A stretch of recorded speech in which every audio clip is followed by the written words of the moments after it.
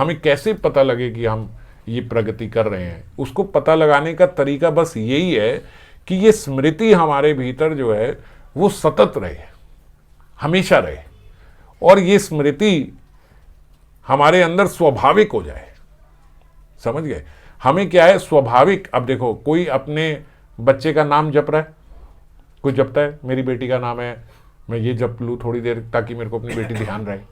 ऐसा तो कभी नहीं होगा लाइफ में है? कभी ऐसा होगा कि मैं अपने पति का नाम भी थोड़ा याद कर लूँ? यार ऐसा ना हो कि पति का नाम ही याद ना आए, ऐसा ना हो कि पूरे दिन में मेरे को पति ध्यान ही ना आए, तो बीच बीच में मैंने अपनी फोटो लगा रखी कि पति को देखती रहूँ। ऐसा तो कोई नहीं होता है। मैं अपनी पत्नी को ध्यान करता रहूँ, बच्चों की फोटो लगा लूँ, ऐसा ना हो मैं बच्चे भूल जाऊँ। पर राधा कृष्ण के साथ ऐसा होता है, हम कहते हैं फोटो लगा लो यार, थोड़ी स्मृति बनी रहे, है ना।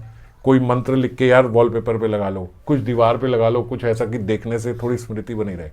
तो क्या है, हमारे लिए स्वाभाविक नहीं है, हमें याद कराना पड़ता है। रिंगटोन लगा लो महामंत्र की, जब जब फोन आएगा थोड़ा मंत्र तो कान में जाएगा। ऐसा होता है कि नहीं होता? कीर्तन लगा लो ताकि हमारी स्मृति थोड़ी बनी रहे, बीच बीच में याद आता रहे। ऐसा होता है ना?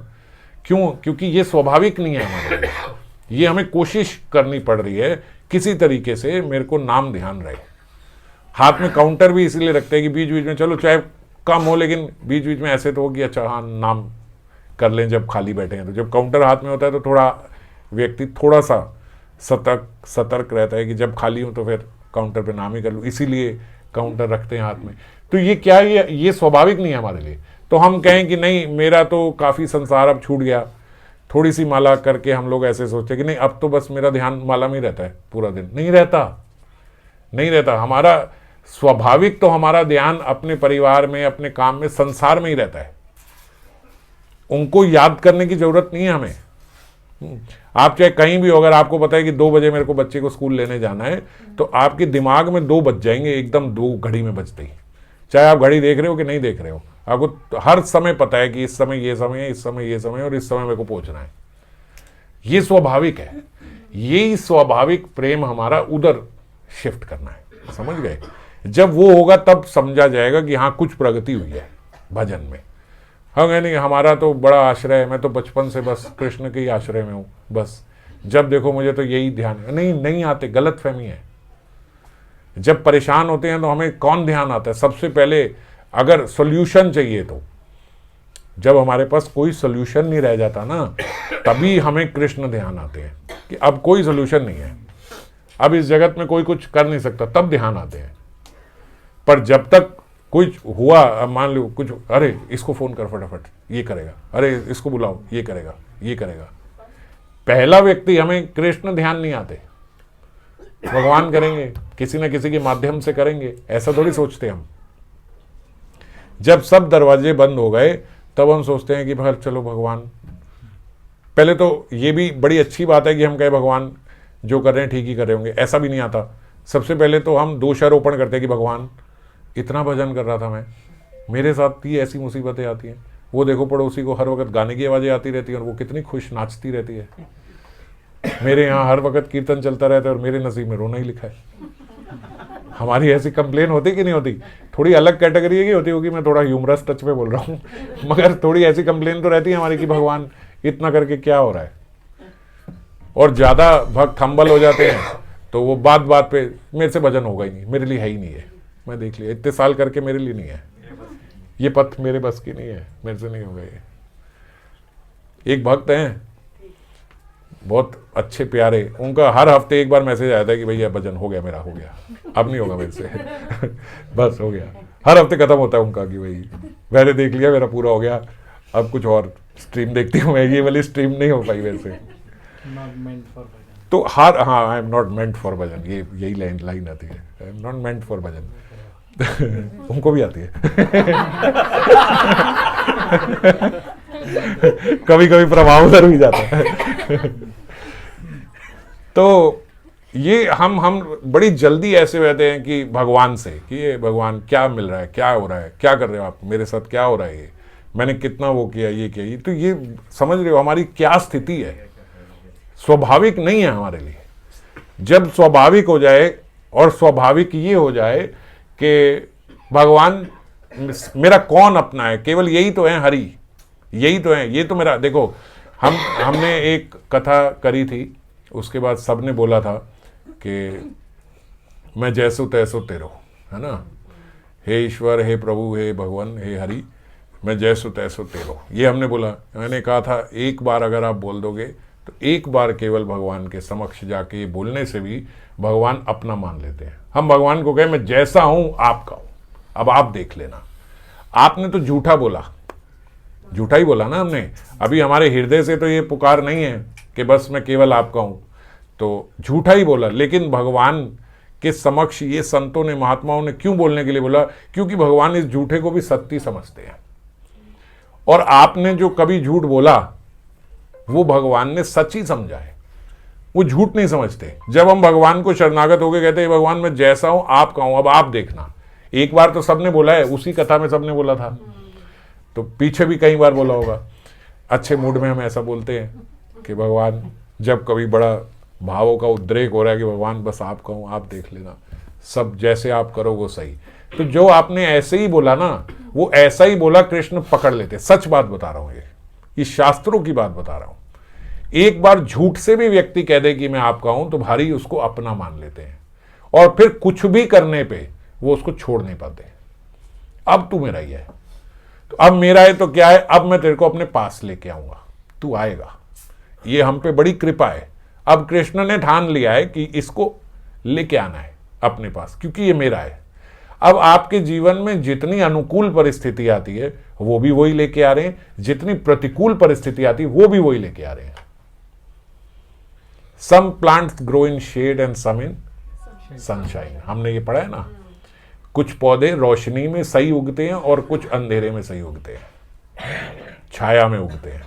तो जब हमारे जीवन में सुख आता है, अगर हम सुख से भजन करते हैं, भगवान और देते हैं कि भैया ये इसको ना देख के ये मेरी स्मृति कर रहा है। कोई सुख हुआ जीवन में, कुछ हर्ष हुआ, आनंद हुआ, हमने भगवान आप ही की कृपा है, ये नहीं, ये आप हो। व्यक्ति को कहीं से भी कुछ मिल रहा है, वो मानता है कि आप इसके माध्यम से दे रहे हो। उनमें तो परमात्मा के दर्शन हैं ही जो दे रहे हैं, मगर उनके साथ साथ उन परमात्मा श्री हरि का भी हमेशा धन्यवाद है कि आप इसके माध्यम से मुझे ये दे रहे हो। जैसे ब्रज के एक संत हैं, तो वो बोलते हैं कि भाई जो भी मेरे को, जब भी कोई, जब मुझे भूख लगी है मेरे पास खाना आया है, जब कभी मेरे को थोड़ी भी प्यास लगी है, मैं भजन कर रहा हूं, आंख खोल के देखता हूं मेरे समक्ष पानी पड़ा हुआ है। ये कौन दे रहा है? देने वाले तो श्री हरि हैं, किसी न किसी के माध्यम से दे रहे हैं। जिनके माध्यम से दे रहे हैं उन्हें भी प्रणाम है, क्योंकि आपके भीतर भी परमात्मा है। जिसके भीतर परमात्मा है वो परमात्मा ही उनके भीतर से मुझे दिलवा रहे हैं, तो उनको भी प्रणाम है। और अच्छा, आज कथा और कीर्तन का अलग अलग है। तो कृपा है, भगवान अपनी शायद कृपा दे रहे हैं कि भैया ठीक बोल रहा है। तो जिस किसी के भी माध्यम से जो भी हमें भेंट मिली, जो भी हमें पुरस्कार मिला, जो भी आनंद मिला, जो भी प्रसन्नता हुई, उसमें भगवान का धन्यवाद आप दे रहे हो इनके माध्यम से। तो जो दे रहे हैं, ऐसा नहीं कि उसको कह तू साइड हो, वो दे तो वो रहे हैं तू हट, ऐसे नहीं। उनके भीतर भी परमात्मा है, उनको भी नमस्कार। भगवान अपने ही किसी व्यक्ति से कार्य कराएंगे ना, समझ गए? देना है किसी को तो जो अपना है उसी के हृदय से तो सिंक करके आपको पहुंचाएंगे। तो जो दे रहे हैं वो भी खास है। आपके यहां अभी प्राइम मिनिस्टर ऑफिस से एक बंदा आए चिट्ठी लेके, आप उसका सत्कार करोगे कि नहीं करोगे? हैं? उसको तो ये तो नहीं कहा चल चल मेरी उनसे जा, तू भाग यहां से, नहीं करोगे ना। आपको बता पीएम ऑफिस से आया भाई, उसको भी आराम से बिठाओगे, सब करोगे, वो भी उतना इंपॉर्टेंट है। तो ऐसे ही भगवान जिसके माध्यम से दे रहे हैं वो भी इंपॉर्टेंट है। और ये भी समझना है कि दे तो भगवान, ये लाड तो भगवान का ही है, किशोरी जी तो दे रही हैं। और जब कभी मेरे जीवन में प्रतिकूल अवस्था आए, तो जो व्यक्ति ला रहा है वो भी उतना ही भगवान का मैसेंजर है। जब पुरस्कार लाते हुए वो भगवान का ही व्यक्ति था, तो जो मेरे से कोई खराब चीज कर रहा है, जो मेरी निंदा कर रहा है, जो क्रोध कर रहा है, वो भी भगवान का ही व्यक्ति है। जो मेरे प्रारब्ध पूरे कर रहा है वो भगवान का ही व्यक्ति है, और ये भी हरि करवा रहे हैं। जब हरि ने ही ले लिया अपने ऊपर कि मैंने ही करना है, तो कोई और करा सकता है क्या? किसी और की मजाल है? एक संत का मैं सुन रहा था, वो बोल रहे थे मैं अपने जीवन के 10 साल ऐसी जगह पे रहा हूं जहां पे जैसे चींटियां होती है ना, ऐसे बोलते वहां पे वो घूमते थे केकड़े, जैसे चींटियां घूमती है ना ऐसे केकड़े थे। और सांप वो बोलते ऐसे दिख जाएंगे जैसे आपको यहाँ मक्खी मच्छर दिख रहे हैं, ऐसे सांप घूम रहे, कोबरा, किंग कोबरा, ऐसे ऐसे सांप बड़े बड़े घूम रहे हैं। और जिनके बोल रहे, मैं जिनके अंतर्गत गया था, जिनके भजन से प्रभावित होके गया था, उनके साथ बैठा तो पता लगा कि वो ऊंचा सुनते, बहुत ऊंचा सुनते, थोड़े बहरे हैं। अब बोलते वहां पे केवल हम 2 ही लोग, एक वो बाबा जो ऊंचा सुनते और एक मैं। अब बोलते अपने आप भगवत आश्रित हो गया, क्या करूं, क्योंकि अगर चीखूंगा तो उनको तो सुनाई भी नहीं देगा। तो कह रहे स्वाभाविक भगवत आश्रित हो गए। अब ऑप्शन कोई है नहीं, वहीं बैठे हैं। अब बैठे हैं और देख रहे हैं कि मकोड़े, केकड़े यहाँ पे घूम रहे हैं, सांप घूम रहे हैं, यहाँ पे बिच्छू आ रहे हैं। तो बोल रहे उसी समय सोच लिया कि अगर भगवान ने कटवाना होगा तो कहीं भी बैठाऊंगा काट जाएगा। केकड़ा कौन सी ऐसी चीज है, मकोड़ा ये कौन सी ऐसी चीज है, बिच्छू थे यहाँ, जितने बोलते आपको चींटी दिखेंगे उतने बिच्छू। ये बिच्छू कौन सी ऐसी चीज है कि कहीं नहीं आ सकते। कटवाना होगा तो वो एक भी आके काट जाएगा। हमारे घर में एक बिच्छू है, वो एक काट जाएगा। और नहीं कटवाना होगा तो भले यहाँ सैकड़ों घूमते रहे, कोई कटवाने। बोले 10 साल वहां रहा, ना एक बिच्छू काटा ना एक सांप काटा। और जबकि भजन करते हुए अपने अनेकों करोड़ों सांपों को ऐसे आते जाते देखा है, मगर किसी ने कुछ नहीं कहा। क्यों? क्योंकि जब भगवान ने नहीं कटवाना तो नहीं कटवाना, और जब कटवाना है तो एक मच्छर पूरे घर में होगा, वो मुझे ही आगे काटेगा। सारे घर वाले कहते रहेंगे भाई कहाँ है मच्छर, कहाँ है मच्छर, और वो मच्छर हमारे ही कान में घूमता रहेगा। तो समझ गए? तो ये प्रविधान, ये हमारा भगवान पे ये निर्भरता होनी चाहिए, अनुकूल समय भी और प्रतिकूल समय भी। प्रतिकूल समय अगर कोई मेरे पे क्रोधित हो रहा है, किसी ने थप्पड़ मार दिया, कोई निंदा कर रहा है, आप क्यों उसके लिए गलत बोलते हो? वो भी उतना ही भगवान का प्रतिनिधि है जितना सुख और आनंद देने वाला व्यक्ति था। अनुकूल परिस्थिति देने वाला जितना भगवान का मैसेंजर था, ये भी उतना ही भगवान का मैसेंजर, मेरे प्रारब्ध पूरे कराने के लिए। और भगवान कौन है? हरि कौन है? हरि वो हैं जिनको आपने झूठे से कह दिया था कि मैं आपका हूं, मुझे अपने पास लाने के लिए जो करना है करो। अब वो कार्य कर रहे हैं। तो चाहे अनुकूल परिस्थिति आ रही है, चाहे प्रतिकूल आ रही है, वो आपको अपने करीब लाने के लिए आ रही है। आपको लगता है नहीं इतने में मैं नहीं आऊंगा, ऐसे करोगे मैं नहीं आऊंगा, ऐसे, उन्हें सब पता है, अच्छे अच्छे सीधे करे। आप सोचते, क्योंकि आपके मन की वाणी बोलती है। मन मर रहा है ना, तो जब मन मरता है ना तो हम भगवान को जाके, अगर इतनी मेरे को प्रतिकूल दी ना तो मैं कोई नहीं भजन करने वाला, मैं छोड़ दूंगा। अगले दिन और प्रतिकूल हो जाती है, छोड़िए कहां जाएगा, कोई नहीं छोड़ पाता, क्योंकि फंसाने वाले भी वही हैं। तो ये भगवान की कृपा है, अनुकूल समय भी कृपा है, प्रतिकूल समय भी कृपा है। समझ गए? वो दोनों कृपा है, और देने वाला कृपा पात्र है, वो उस पात्र के माध्यम से दे रहे हैं। इसीलिए कोई ब्लेम गेम है ही नहीं, किसकी निंदा करें, किसको गंदा बोले, हाँ ये ऐसी है ये वैसी, कौन, कोई ऐसी वैसी नहीं है, परमात्मा ही है। आप जिसको ऐसी वैसी बोल रहे हो, आप परमात्मा की निंदा कर रहे हो, आप श्री हरि की निंदा कर रहे हो, आप श्री हरि से ही द्वेष कर रहे हो ये बात बोल के। तो क्या परिणाम होगा उसका? आपका नुकसान होगा और किसी का नुकसान नहीं होगा। तो भगवान ने, जब हमने बोला भगवान आपके हैं, तो भगवान ने तो पूर्ण रूपेण मान लिया कि आप मेरे हो, अब मैं आपको अपनी सेवा में ले आऊंगा। और आज से मेरे साथ जितने कार्य, ये बोलने के बाद से मेरे साथ जितने कार्य हो रहे हैं वो सब इसीलिए हो रहे हैं। पर मैं क्योंकि नहीं समझ रहा हूं, इसीलिए मेरे अपराध बढ़ते जा रहे हैं, बढ़ते जा रहे हैं, बढ़ते जा रहे हैं।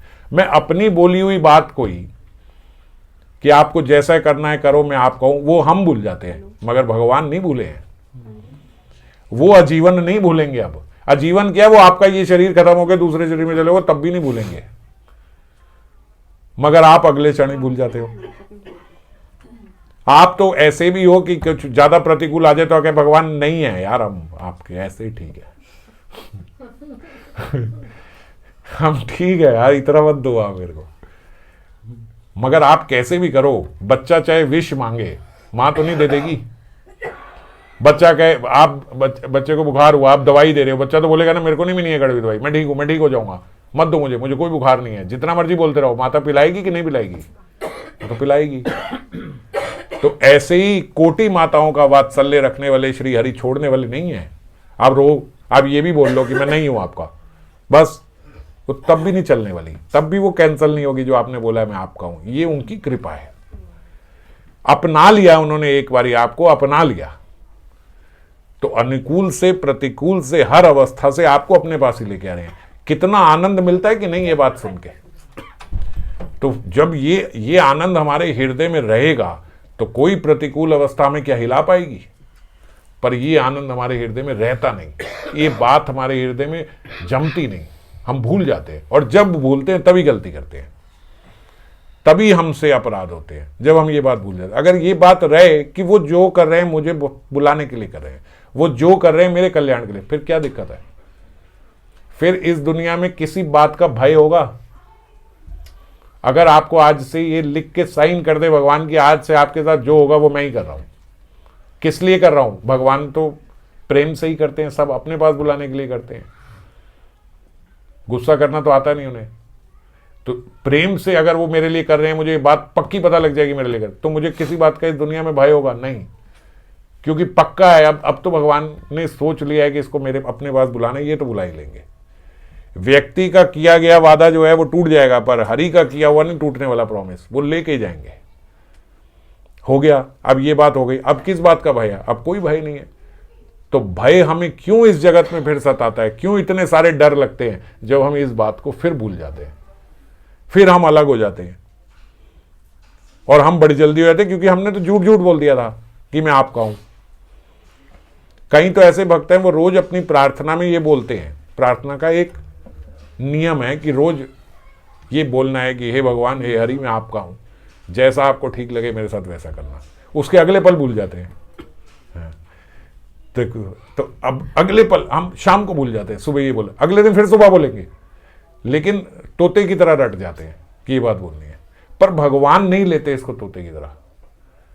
वो क्या बोलते हैं कि रोज ये तो मेरे को कहता है ये मेरा हूं। तो और संबंध वहां गढ़ता जा रहा है, पक्का होता जा रहा है, चाहे आप झूठ बोलते रहो, कोई दिक्कत नहीं है। इसीलिए स्वामी रामसुखदास जी ने बात बोली कि बोलो एक बार, बस एक बार बोल दो, बस हो गया कल्याण।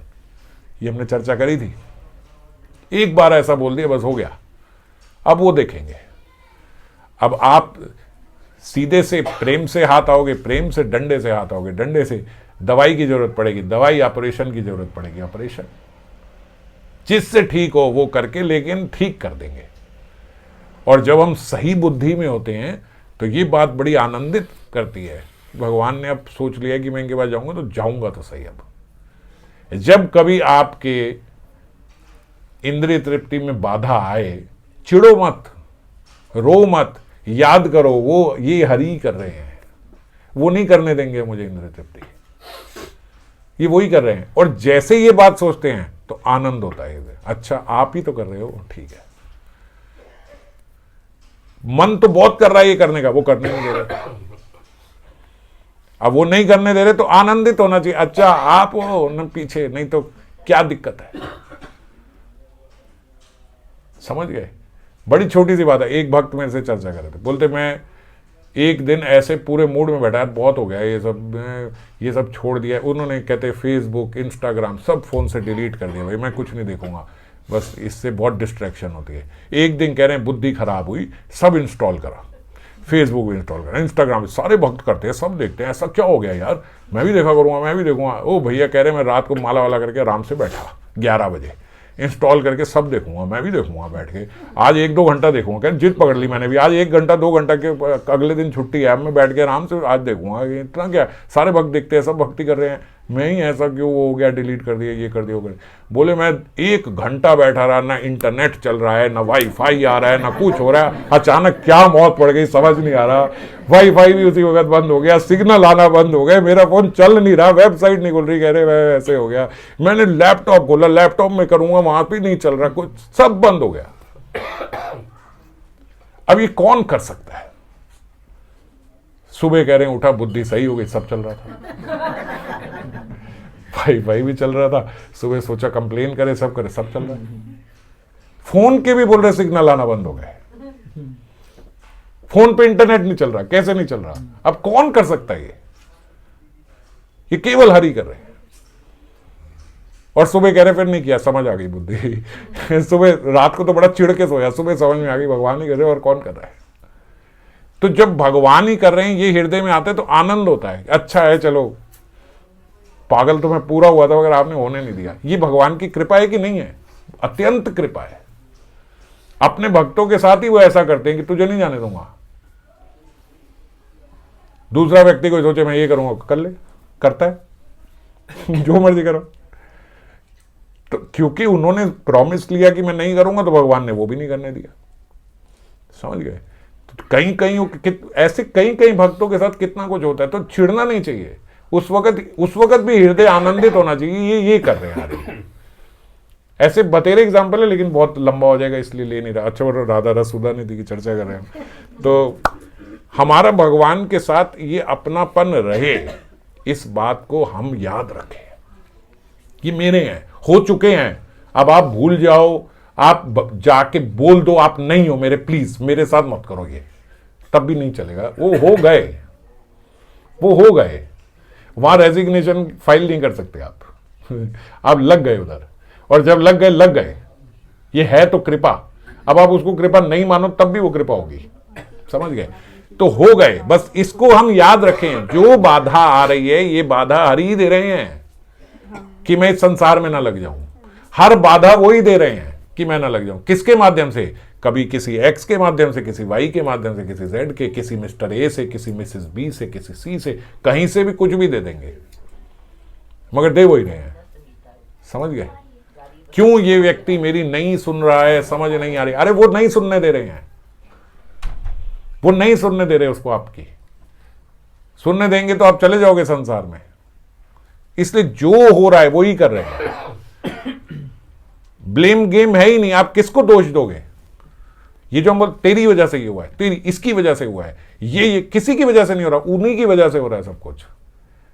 सर्व कारम कारणम वही है, दूसरा नहीं है कोई। ये हमारी मति खराब होती है, हम कहते हैं इसकी वजह से ये हुआ है, ये ना होता तो मेरी नौकरी ना जाती, ये ना होता तो मेरे साथ ऐसा नहीं। कोई किसी की वजह से नहीं, उन्हीं की वजह से हो रहा है।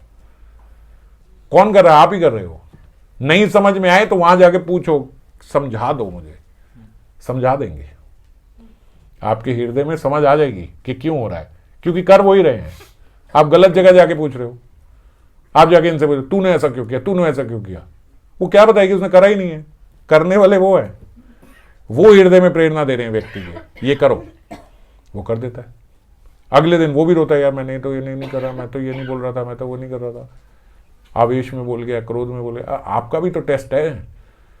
क्रोध करने वाले का टेस्ट है, मान लिया। क्रोध सहने वाले का भी तो टेस्ट है कि हमने उसको कैसे लिया।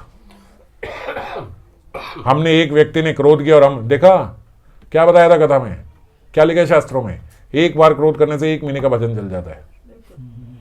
तू 1 साल का खत्म हो जाए, इतने तो रोज कर देता है।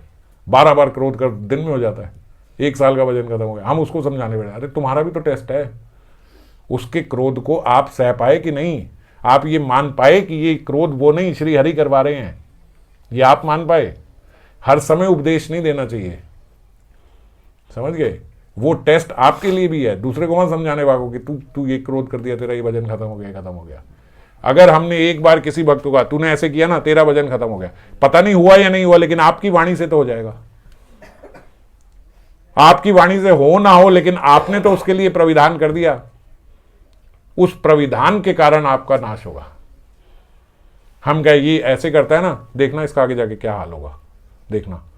अब ये प्रविधान जो आपने बनाया ना उसके लिए कि देखना इसके साथ आगे जाके क्या होगा, वो पहले अपना देखना आपके साथ अब क्या होने वाला है। उसके साथ तो हर ही देखेंगे करना है कि नहीं करना है, मगर आपने अपना गलत प्रविधान कर लिया। इस बात को समझना होगा। इसीलिए बोलते कोई निंदा कर रहा है, कोई हमारी, ये बड़ा मुश्किल होता है सहना। पता लग जाता है कोई मेरी ये निंदा कर रहा है, ये कर रहा है, वो कर रहा है, कोई बात नहीं। आपका सबसे बड़ा हितैषी इस दुनिया में अगर कोई है तो वो आपका निंदक है। ये पता है आपको कैसे? नहीं पता है हमें।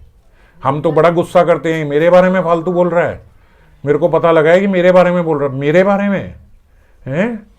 ऐसा मुंह टेढ़ा हो जाता है, आकृति ऐसी हो जाती है, मेरे बारे में बोल रहा है तू हैं? क्यों बोला है निंदक नियरे राखिए? बिना साबुन पानी के निर्मल कैसे कर देगा निंदक? बोलते माता से ज्यादा वात्सल्य देने वाला इस दुनिया में कोई नहीं है सिवाय निंदक के। निंदक का वात्सल्य माता से भी ज्यादा है।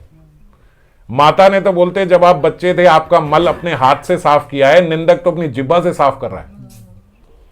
वो निंदा कर करके आपका मल अपनी जिह्वा से उठा रहा है।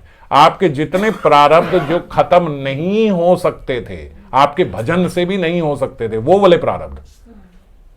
ऐसा नहीं है कि छोटी सी निंदा करी तो उसका छोटा सा कर्म मुझे लग जाएगा, नहीं, छोटा कर्म नहीं, उसका वो वाला कर्म जो उसका भजन भी खत्म नहीं कर पा रहा था, वो वाला भजन वो निंदक खत्म करता है। तो वो आखिरी से ही उठाना शुरू करता है, शुरू से नहीं।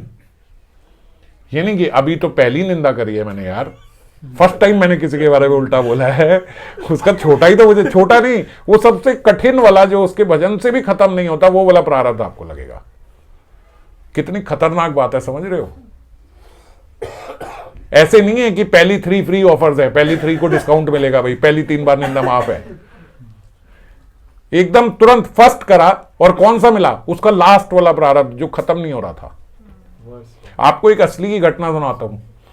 एक बार जो ऋषि वशिष्ठ थे ना, भगवान राम जी के भी जो पुरोहित थे, वो तो बहुत लंबा काल रहे हैं, बीच में राम जी भी आए थे। तो एक राजा था, उन राजा का भी मेरे को नाम ध्यान नहीं है, वशिष्ठ जी उनके पुरोहित थे। तो वो राजा को कुष्ठ रोग हो गया। कुष्ठ रोग समझ रहे हो ना, शरीर, स्किन का क्या है, लेप्रोसी। हाँ, तो वो कुष्ठ रोग हो गया।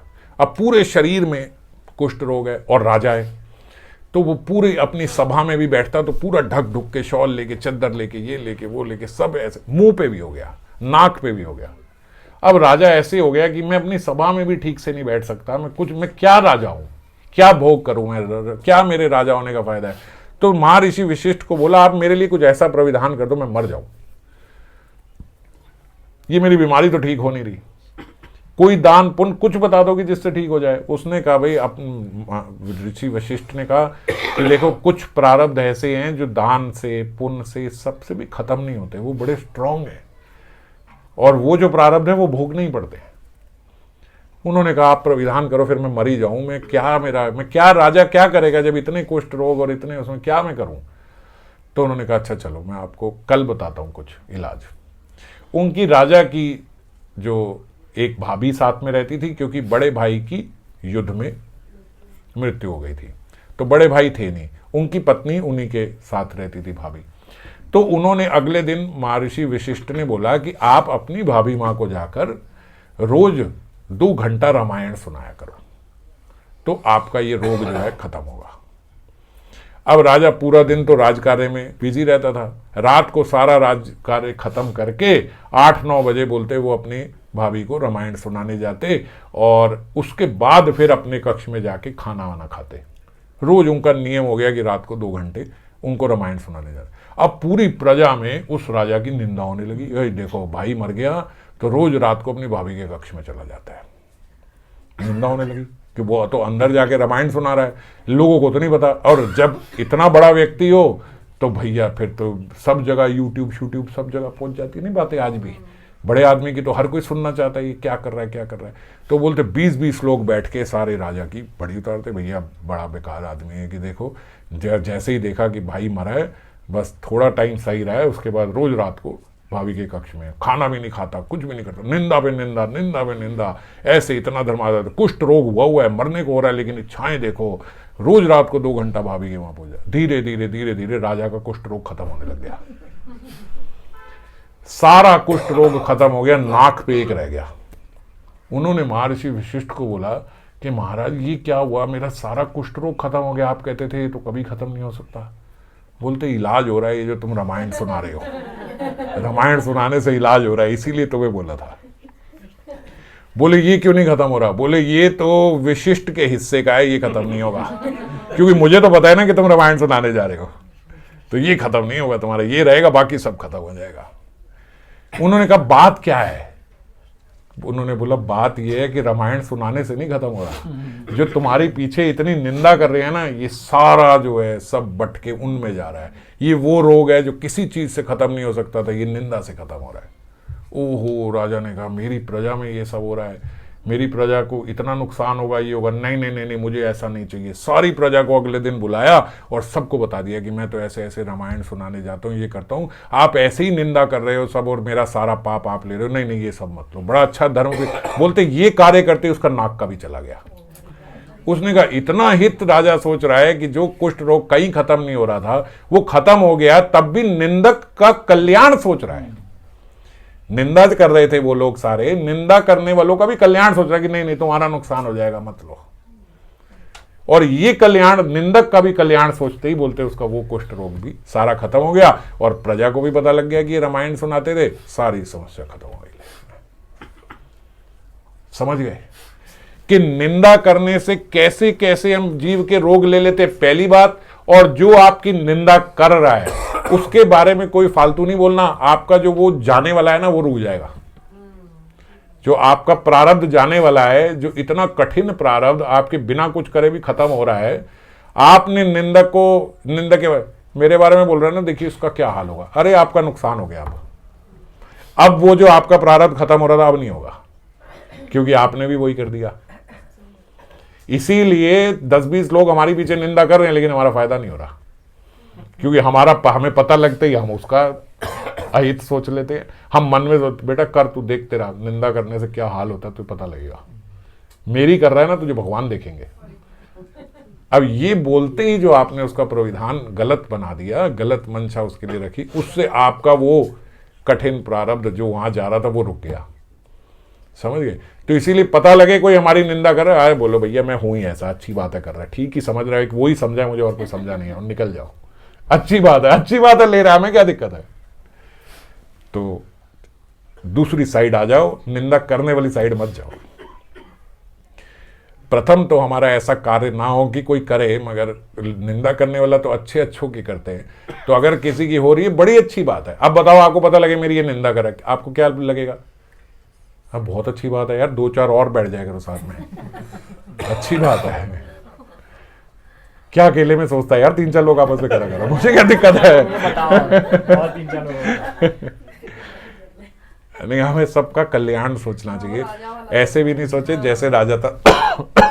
मगर पता लगे हमारी कोई ऐसे कर रहा है, कोई बात नहीं, बोलो हाँ मैं ऐसा ही हूँ, सही कर रहा है, शायद वही एक ठीक समझा मुझे, और कोई समझा मुझे क्या जरूरत है उसके बारे में उल्टा बोलने की भाई। तो सबका कल्याण ही, जो अंदर से खुश होंगे तो तब भी तो ठीक नहीं है ना? हाँ, तब भी ठीक नहीं है, मगर हमें अभी तो इस अवस्था में आ जाएंगे दुखी नहीं। अगर ऐसे हो जाओगे तो भी लोग संत ही समझेंगे कि उसकी निंदा और वो डांस कर रहा है, चल भाई। एटलीस्ट कोई तो मेरा कर रहा है। एक्चुअली प्रशंसा करने वाला तो आपका नुकसान कर रहा है। मैं बोलूं वाह भाई वाह, दीपिका इतनी बड़ी वक्त हो गई, अब तो इतनी माला करने लग गई, अब तो ऐसी हो गई वैसी हो गई, कल वो भी ऐसी हो जाएगी, हाँ यार कुछ मैं यार कमाल हो गई मेरी। 4 लोगों ने और बोल दिया बंदे की 4 माला कम हो जाएगी यार। तो इसीलिए प्रशंसा करने वाला तो कोई ज्यादा फायदा नहीं दे रहा है, वो तो नुकसान ही देगा, वो तो देहावेश मेरा बढ़ाएगा ही। 4 लोगों ने आगे कह दिया बड़ी सुंदर होती जा रही है, तो उम्र बढ़ती जा रही है, आप और सुंदर होते जा रही, बस मैं 4 क्रीमें और सर्च कर लेनी है भैया, इस वजह से हुई है, अब ये भी लगा दूं तो फिर तो और ही काम हो जाएगा। तो फायदा थोड़ी किया, नुकसान कर गया। प्रशंसा करने वाला नुकसान कर रहा है, निंदा करने वाला आपका हितकारी है। अब देखो क्या बात समझ में आती है, हम उल्टा सोचते हैं, हम सोचते हैं प्रशंसक जो है ये मेरा अपना है, सुहृद है, और निंदा करने है इसको तो भगवान देखेंगे, इसको तो देख कैसी लात पड़ने वाली है। नहीं नहीं, वो उल्टा है। प्रशंसा करने वाले को भैया तू कम ही बोला कर भाई, तेरे मन में भी कुछ अपने मन में ही रखा, मुझे मत सुनाया कर, मेरा नुकसान होता है। एक बारी कोई गलती, मैं तो सुबह उठ के मेरा नियम हो गया, मतलब कैसे भी करके मैं कुछ ना करूं, मेरी आंख सुबह खुली जानी है, वो अगले दिन बंद हो जाती है। अगले दिन खत्म हो जाती है, जो कुछ भी हो जाएगा आप अगले दिन तो नहीं उठोगे। बड़े अच्छे भक्त भी हो तो उससे अगले दिन से चाहे ठीक हो जाओ, मगर जब आपने एक बार बोल दी ना, अपनी तारीफ कर दी, तो वो एक बारी तो आप गए।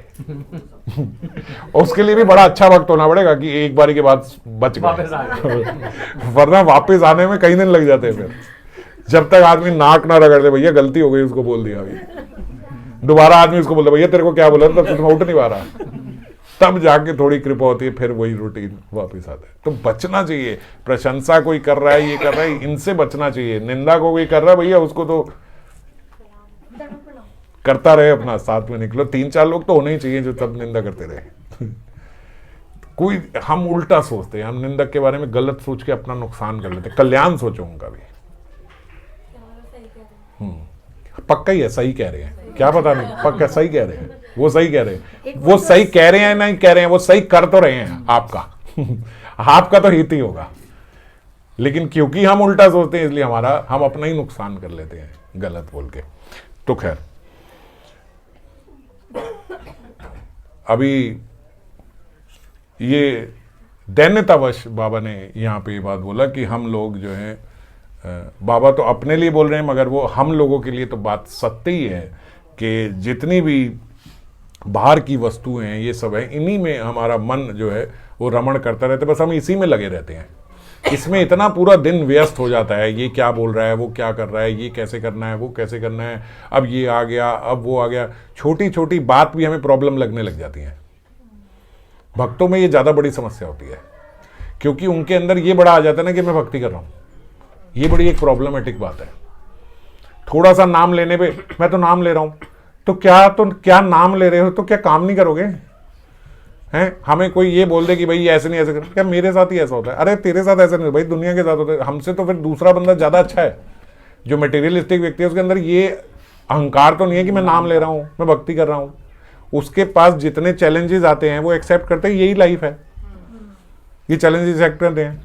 भक्तों का रोना ज़्यादा हो जाता है, या मेरे साथ भी ऐसे, यार भगवान आराम से भजन भी नहीं करने देते। ऐसा नहीं होना चाहिए। जो जितनी चीजें हैं, इट्स अ हर्डल रेस। आप हर्डल रेस में हो, life is a hurdle race. तो हर्डल नहीं आ रही है तो आपको समझना चाहिए आप गलत ट्रैक पे हो। कहाँ गई हर्डल? आप पार्क में तो नहीं भाग रहे। ट्रैक में भागोगे तो हर्डल आएगी। हर्डल रेस के ट्रैक में भागोगे तो हर्डल आएगी। एक बंदा भाग रहा है, उसको हर्डल ही नहीं आ रही, बाद में बंदे बताओ कहाँ भाग रहा है, ट्रैक ये है। गलत चल रहे हो अगर आपको हर्डल्स नहीं मिल रही हैं तो, because this is a hurdle race. तो हर्डल्स तो हैं, यही रेस है। अब हर हर्डल पे रेस भागने वाला रुक थोड़ी जाता है, क्या मुसीबत है यार, थोड़ी सी स्पीड तेज करता हूँ, हर्डल आ जाता है यार, यहाँ पे रोता थोड़ी है, उसे पता है इट्स अ हर्डल रेस, इससे जंप करके जाना है। जो प्रॉब्लम आएगी वो प्रॉब्लम पार करके निकलना आगे, यही रेस है, यही लाइफ है।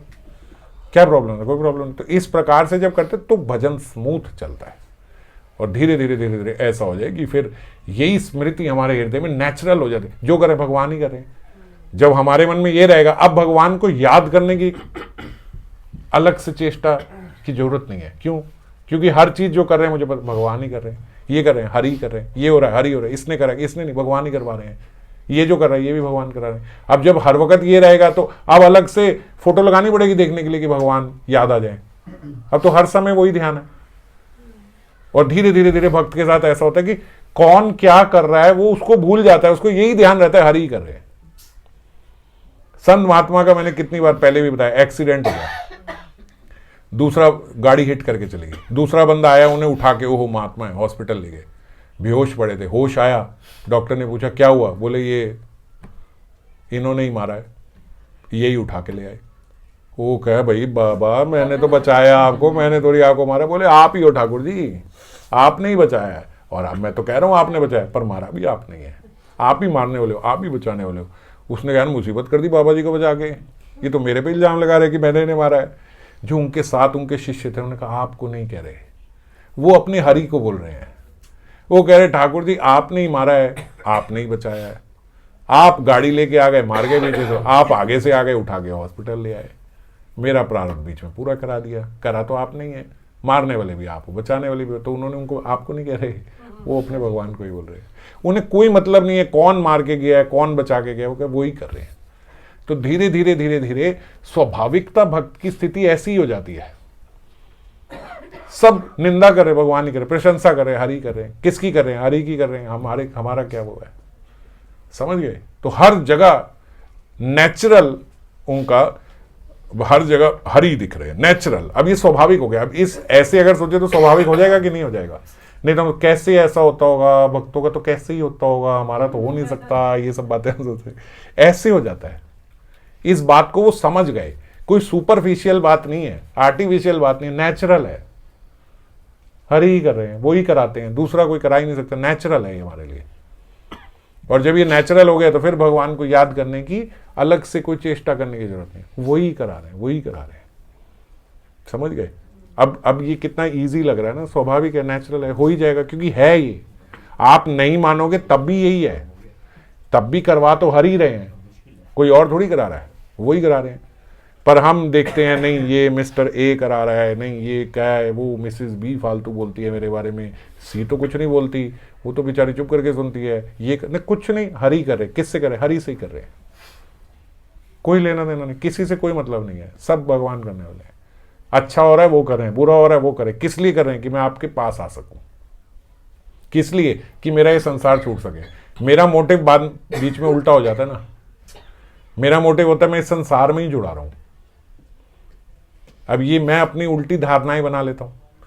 मेरा मोटिव ये है कि मेरी इंद्रिय तृप्ति की गाड़ी चलती रहनी चाहिए, भजन की मैं देख लूंगा जब चलानी है, वहां बाधा नहीं आनी चाहिए प्लीज। जब मेरा मोटिव ये हो जाता है तब समस्या आती है लाइफ में। अब क्या करें, क्योंकि अब तो हरि भी आपके अगेंस्ट है। अब जब हरि को आपने अपने विरुद्ध खड़ा कर लिया तो आपको शांति कहां से मिलेगी? विरोधी हो गए ना। एक बच्चा कहे मेरे को स्कूल नहीं जाना, मुझे हर वक्त खेलते रहना है, आपने उसको मोबाइल की सुविधा दे दी, ये दे, अब वो कहे मैं यही सब करूंगा, मैं स्कूल नहीं जाऊंगा।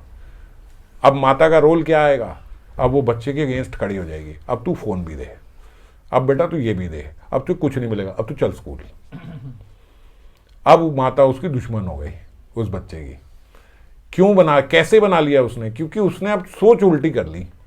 अब उसने सोचा मैं पदार्थों में ही रहूं, मैं ये सब ना करूं, मैं हर वक्त मजे करता रहूं। तो ऐसे ही जब कोई जीव भक्त जब ये सोचता है, जब उसका ये बन जाता है कि मैं संसार में ही रमण करूं, भक्ति साथ साथ होती रहेगी, थोड़ा थोड़ा धीरे धीरे। जब ऐसा हम सोच लेते हैं तो हम खुद फिर भगवान को अपने विरुद्ध कर लेते हैं। विरुद्ध मतलब समझ गए? जैसे माता अपने बच्चे के विरुद्ध दिखाई देती है, वात्सल्य में बच्चे को अपने विरुद्ध दिखाई देती है ना माता, क्योंकि वो बाधा बन रही है उसके खेलने में। उसको बुखार हो रहा है, वो कह नहीं मैं तो बाहर जाके ही खेलूंगा। अब क्या है माता? अब माता उसकी दुश्मन हो गई है, वो मारेगी दे थप्पड़, यहीं बैठ, क्या प्रॉब्लम है? कल तक खेल रहा था कोई प्रॉब्लम नहीं थी, आज हाँ आज प्रॉब्लम है, जुराब पहन, चल ये मफलर ले, चल टोपी पहन। वो बंदा पागल, क्या हो गया यार मेरे साथ लाइफ में? अब वो उसको दुश्मन दिखाई दे रही, क्या हो गया आज आपको? ये ऐसे ही भगवान होते हैं। आपने बहुत ज्यादा खेलने में ध्यान लगाया, वो सब चल चल सब अलमारी में बंद, कॉपी खोल पढ़। मैं कहा अभी थोड़े दिन पहले तो आपने डिसाइड किया था कि 1 घंटा पढ़ा करूंगा, अब 4 पढ़। अब रूल बनाने वाली तो बात है ना, अब तू 4 पढ़ेगा। अब क्या कर लेगा बच्चा? अब क्या करेगा बच्चा? अब माता दुश्मन हो गई उसकी, अब क्या करेगा? अब कुछ नहीं कर सकता, अब सहना पड़ेगा। किसने बनाया दुश्मन? उसके अपने स्वभाव ने। मानता रहता, सब कुछ करता तो 1 घंटे में भी सब ठीक था। ऐसे ही भक्त जो है वो भगवान को अपने विरुद्ध कर, तो जो विरुद्ध दिख रहे हैं तो वो वात्सल्य में ही, उस समय भी हैं तो वात्सल्य में ही हैं, तो कृपा ही कर रहे हैं, प्रेम ही करते हैं आपसे, प्यार ही कर रहे हैं। मगर इस समय जो है भ्रुकुटी टेढ़ी हुई हुई है उनकी ही, जैसे माता की हो जाती है बच्चे को देख के। वही है, प्रेम से ही है, कोई अलग थोड़ी हो गए। अब है तो प्रेम ही, उल्टा भी कर रहे हैं तब भी प्रेम ही है। जैसे माता हित नहीं सोच सकती अपने बच्चे का, वो उसके हित के लिए ही आज टेढ़ी हो गई है। समझ गए?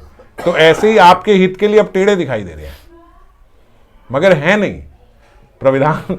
वो तो प्रेम ही करते हैं, यहां से बहुत प्यार करते हैं। आप सीधे हो जाओ तो फिर ऐसे लगता है कि यार मेरी माँ जैसी कोई माँ ही नहीं है, इतना प्रेम देने वाली मेरी माँ, मेरे जैसी तो कोई मम्मी किसी की हो ही नहीं सकती। वो क्यों? क्योंकि आज आप अलाइंड हो अपनी मम्मी के साथ। अब वो जो कह रही हैं आप वही करना चाह रहे हो, जो वो कहती हैं वो आपको ठीक, आप मान लेते हो। जब मान लेते हो तो उन जैसा अच्छा कोई नहीं है। अब आपके ऊपर है भगवान, और भगवान के अंदर कोटि माताओं का वात्सल्य है। सही पथ पे चलो, उनके जैसा कोई वात्सल्य नहीं देगा। उल्टे पथ पे चलोगे तो वात्सल्य तो है पर वात्सल्य की दृष्टि थोड़ी दूसरी है। फिर आपने खुद दुश्मन मान लिया जैसे वो छोटा बच्चा मान लेता है। समझ गए? तो हम हमारे हाथ में ही है, भगवान ने तो हमेशा पकड़ रखा है, हमारे हाथ में है। और स्वाभाविकता जब हमारे लिए ऐसा हो जाए कि भाई हम यही देखें, उल्टा कर रहे हैं, वही माता ही है थप्पड़ मार रही है, आप उनको नहीं देखो वो उल्टे हुए हैं, आप बात समझो आप उल्टे हुए हो। बच्चा कहता रहे आज मेरी मां को पता नहीं क्या हो गया, कौन भड़का गया इन्हें मेरे खिलाफ, हुआ तो ऐसा कुछ नहीं है ना, वो बच्चा टेढ़ा हुआ है। उसको समझना पड़ेगा कि मैं गलती कर रहा हूं, और जब ये समझ में आ जाए अच्छा मैं गलती कर रहा हूं, सॉरी बोली, ठीक हो गए, फिर माता ठीक है। एक कितनी देर लगती है एक माँ को ठीक होने में अगर बच्चा सॉरी बोल दे तो? उसी क्षण। वो जो थप्पड़ भी मारा है तो बेचारी इसको प्यार करके रो पड़ेगी, मैंने तेरे को थप्पड़ मार दिया इतनी तेज, उसी क्षण ठीक हो गई। ऐसे ही भगवान है, बिल्कुल ऐसे ही। आप उनके चल पड़े होंगे, चल ठीक, सब ठीक है, चलो। तो इसी प्रकार से जीवन जो है हमारा चलेगा, तो ना कभी हरि की स्मृति भूलेगी और ना कभी हमें उनको याद दिलाने के लिए प्रेम से करोगे। अब नाम लोगे, प्रेम से लोगे, नाम तो उतना ही ले रहे हो मगर नाम का अब आनंद प्रतिवर्धन हो गया, बहुत बढ़ जाएगा, क्योंकि आप प्रेम से ले रहे हैं।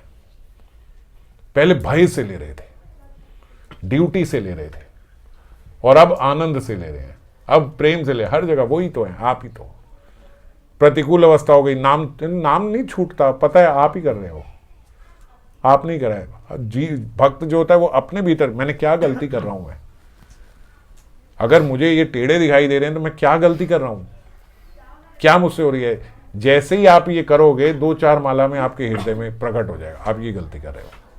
बहुत मेहनत नहीं करनी पड़ती, भगवान है कहाँ, यहीं भीतर ही है, कहीं बहुत दूर थोड़ी है, सब जगह है। और फिर नाम करते हुए तो नाम की तो अतिशय कृपा है, नाम से ज्यादा कृपालु तो कोई है ही नहीं।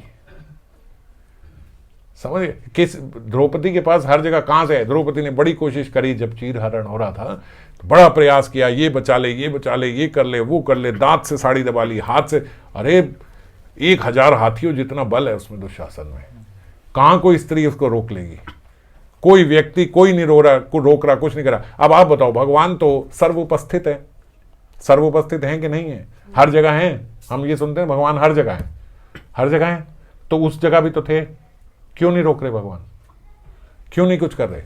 भगवान भले सर्वोपस्थित हैं पर भगवान से भी अतिशय कृपालु उनका नाम है। एक बार जब उनने पुकारा गोविंद, तो गोविंद पुकारते ही बस वो साड़ी के अवतार में आ गए। अब दुशासन जो है 1000 हाथियों का बल रखता हो, वो खींच खींच के किलोमीटर पे किलोमीटर साड़ियां बन गई, थक गया वो, साड़ी खत्म ना हो रही। अब आ गए, कैसे आए, कैसे आए? नाम से। नाम ने नामी का रूप ले लिया, वरना गोविंद क्या वहां नहीं थे? पहले भी तो थे, कोई पूछे, आप तो सर्वोपस्थित हो, पर नाम सा कृपालु कोई नहीं है। नाम लिया, नाम लेते ही नामी प्रकट। और उसके बाद से उनमें ऐसा बल आ गया, किनमें? द्रौपदी में। ऐसा उनका बल हो गया कि भाई ये कहीं भी है।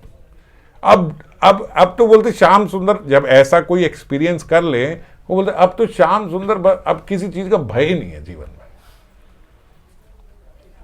आप हर जगह, कोई टेंशन की बात नहीं है।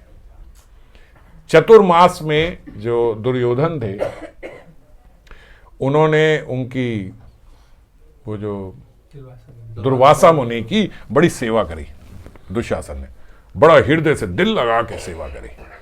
क्यों सेवा करी? चतुर्मास में संत एक जगह रुक जाते हैं, और दुर्वासा मुनि जो हैं वो बहुत बड़े ऋषि हैं, मतलब भगवान भी जब नर लीला में आते हैं तो उनकी स्तुति करते हैं, और बड़े खुंदकी महाराज हैं दुर्वासा। 1 मिनट में गुस्सा हो जाते हैं और किसी को भी कुछ भी शराब दे देते हैं, और वरदान देने पे आए तो ऐसे ऐसे वरदान दे देते हैं। और किन किन को दे से? राधा रानी को भी उन्होंने वरदान दिया है कि आप अमृत हस्ता हो जाओ। तो राधा रानी को भी वरदान देने वाले कितने बड़े महान संत होंगे, कोई छोटे मोटे तो है नहीं। तो सब उनके क्रोध से डरते हैं, मिनट मिनट में गुस्सा भी आ जाता है उनको, शराब भी दे देते हैं। तो दुर्योधन ने 4 महीने उनकी ऐसे तबीयत से सेवा करी, खुश हो गए दुर्वासा मुनि। उन्होंने कहा आपकी सेवा देख के बहुत खुश हूं, बताओ क्या मांगते हो? मांगने को क्या ना मांग लेता, मगर उसने मांगा कि मैंने आपकी बहुत सेवा करी है, बड़ा आनंद हुआ, मैं चाहता हूं ये आनंद मेरे भाई पांडवों को भी मिले। वो वनवास में है, तो वहां पे जब वो प्रसाद पा लेना, और जब द्रौपदी भी पाके खत्म कर ले, क्योंकि सब भाभी वगैरह सब अच्छे से पा लेना, ऐसा नहीं मैं चाहता कि आप उनके साथ 60,000 उनके शिष्य चलते थे। कितने? 60,000। एक बार आपके पास आ जाए पंगत के लिए, हाँ जी आ गए, कौन है बाहर? 60,000 लोग हैं। अच्छे अच्छे खाली हो जाए भाई, कैसे करे? तो 60,000 शिष्यों के साथ बोले वो पांडव जो वनवास में ना, आप उनके पास जाके भी एक बार पंगत पालो, उन पे भी कृपा हो जाए महाराज, जैसे मेरे पे हो गई। और जब वो पूरी अपनी बटलोई से खा लेना द्रौपदी भाभी, आप तब पहुंचना वहां पे। ठीक है, उन्होंने कहा सही। बटलोई से क्यों? क्योंकि उनको अक्षय पात्र भगवान सूर्य से प्राप्त हुआ था कि उसके अंदर से जितने लोगों का मानोगे मिलेगा। लेकिन एक बार द्रौपदी ने खा के मांझ दिया, उसके बाद उसमें से कुछ प्रकट नहीं होगा, फिर अगले मील में आएगा, उस वक्त खत्म। तो जान के उसने, दुर्योधन ने बोला, बताया ऐसे कि वो सब खा लेना, ऐसे ना हो, नहीं तो वो आप 60,000 को खिलाने लगे, बेचारे खुद कब खाएंगे, वो सब खा लें, उसके बाद आप पहुंचना। अब वो तो दुर्वासा ऋषि हैं, अपनी दिव्य दृष्टि से देख लिया, जब उसने खा लिया द्रौपदी ने, वहां पहुंचे, वहां महाराज युधिष्ठिर आए बाहर, उन्होंने कहा आप आइए हमारे यहाँ पंगत कीजिए। उन्होंने कहा बिल्कुल इसीलिए हम आए हैं, हम जाके नदी में स्नान करके आ रहे हैं, आप लगाओ। अंदर पहुंचे, द्रौपदी को बोला कि ऐसे ऐसे वो 60,000 आए थे, हमने उन्हें यहाँ खाने का वो दे दिया, आपने अभी प्रसाद तो नहीं पाया? उन्होंने कहा हमने तो पा के बटलोई धो के रख दी। ओ महाराज, जैसे युधिष्ठिर ने ये सुना, वो दुर्वासा मुनि, उनको मैंने बुला लिया, बुलाने के बाद बेहोश हो गए,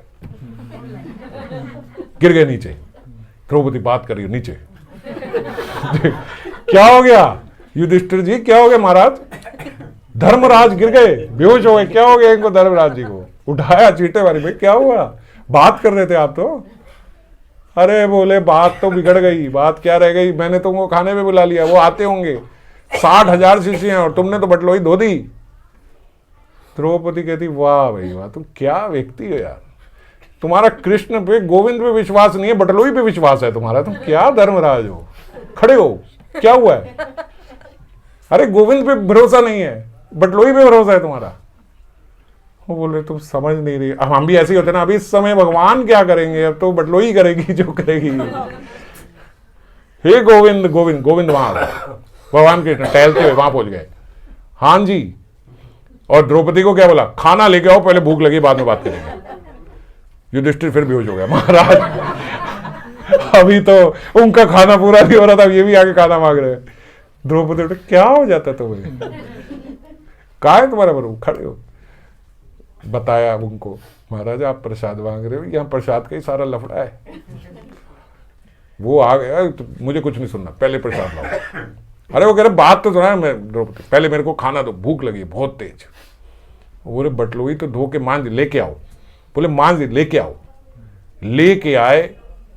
कहां से? ऐसा कभी हो नहीं सकता कि कोई पतिव्रता स्त्री और कोई इतनी बड़ी भक्त जो है वो मांझे और उसमें कुछ रह जाए। देखा उसमें एक दाना रह गया था, वो एक दाना उन्होंने उठाया, कृष्ण ने वो पाया, ओ भाई ऐसा डिकार मारा, वो हिल गए सबकी, जैसे शंख बज गया हो।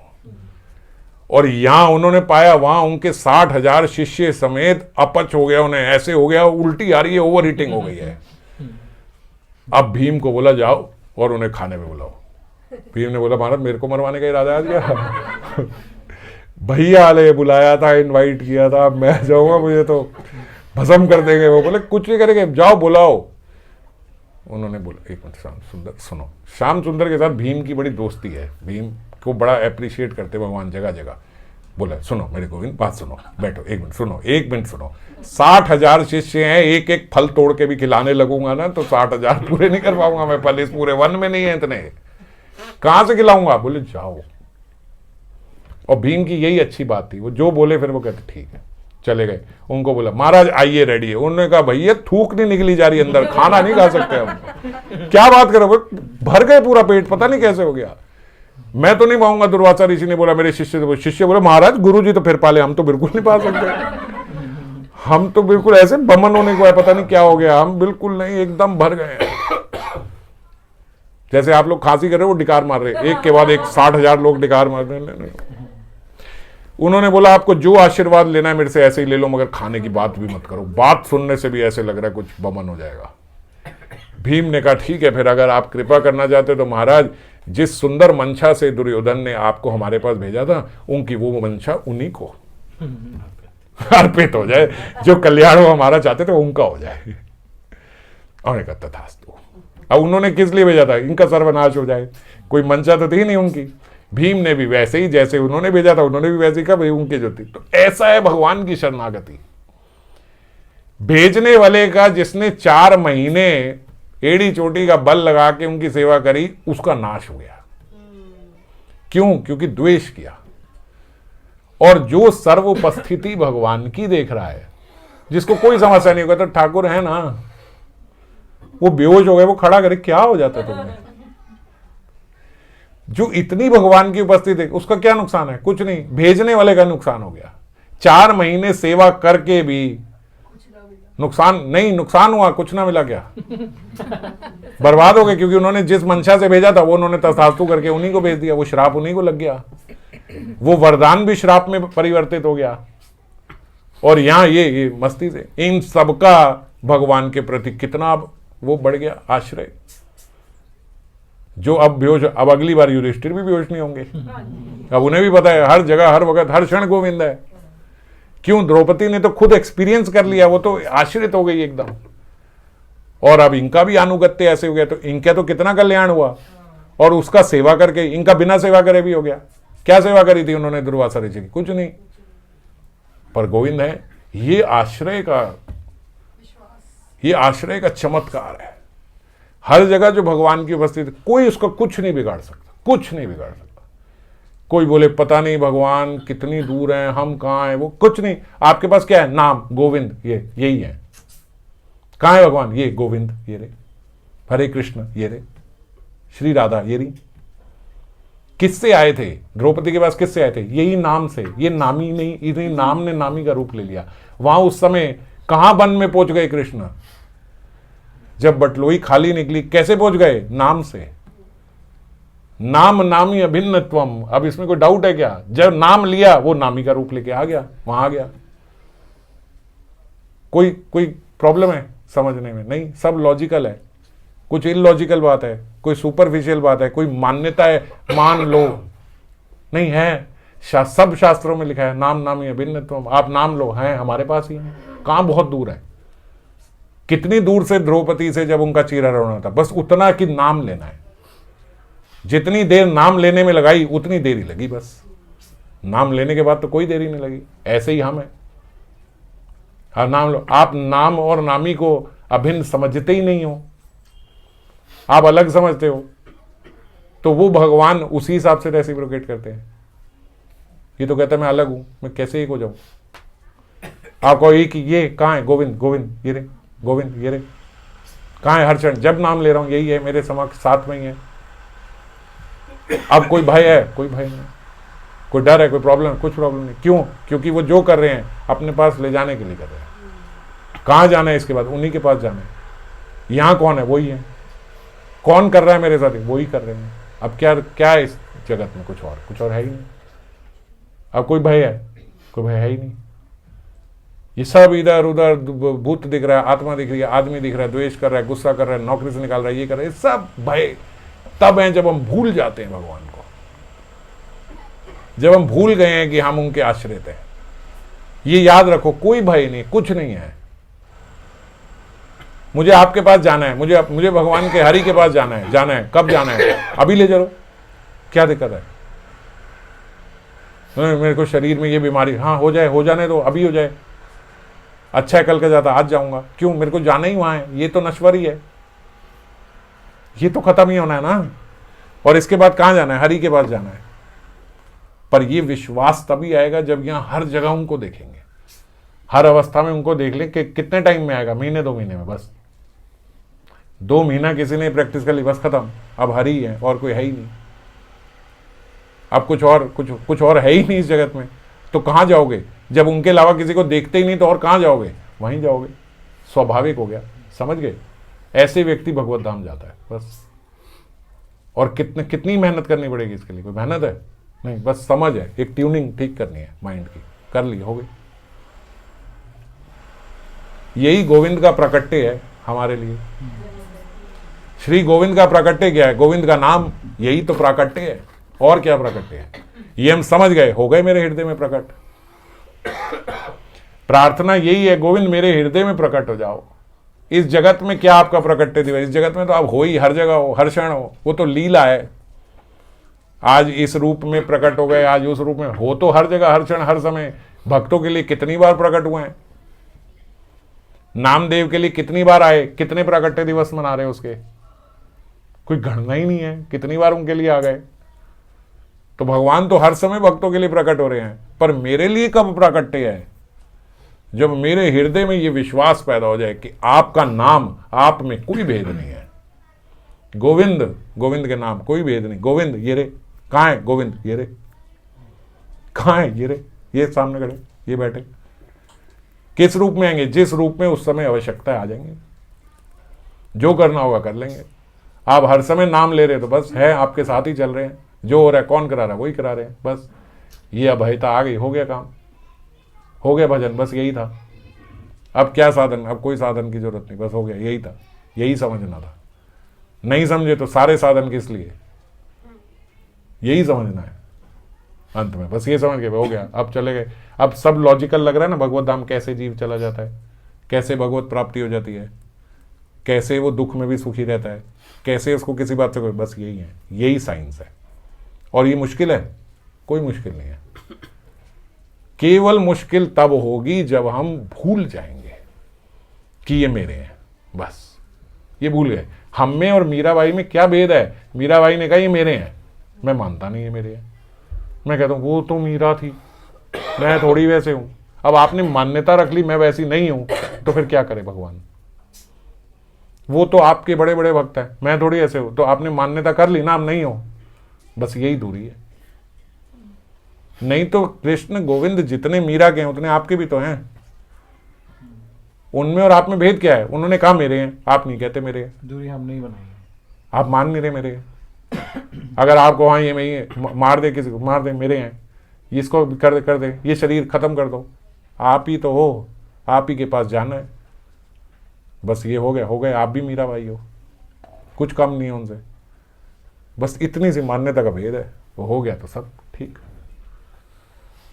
99वें श्लोक में कुछ है, पूरा नहीं हो पा रहा है। अगली बार चर्चा करते हैं तो फिर केवल श्लोक पे ही चर्चा करेंगे। जय राधे।